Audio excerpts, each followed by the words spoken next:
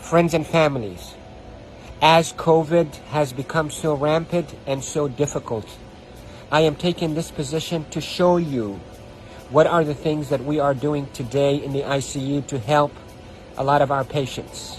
If you look at my feet, you look at my knees, my elbows, and my position.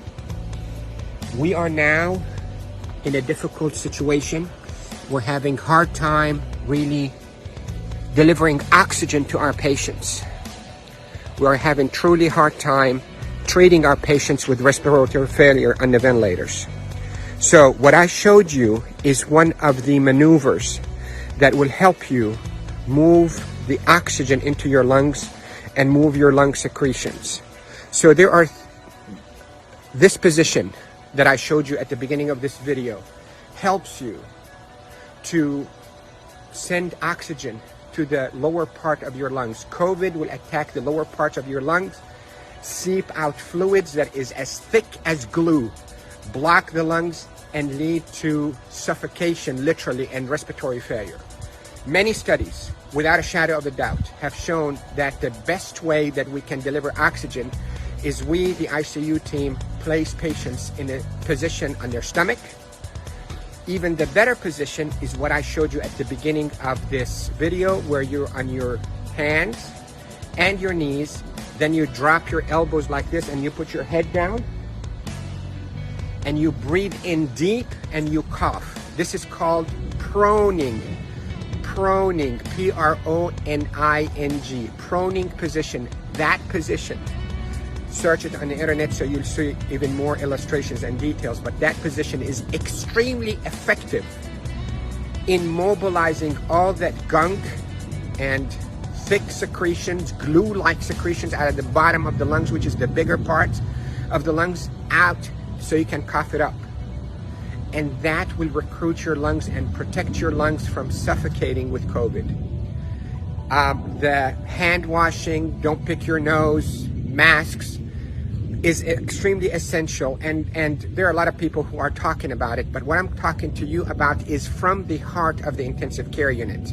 Yesterday was a sad day. We called it a D-Day. You hear about the D-Day in World War II? This is a D-Day for our ICU team. A lot of deaths occurred yesterday in our hospital from COVID. And it's not a joke. And it's not a hoax. And I can tell you we're not fabricating the data. You have doubts and you think we, the doctors, are fabricating the data. You're entitled to that thought. Call me.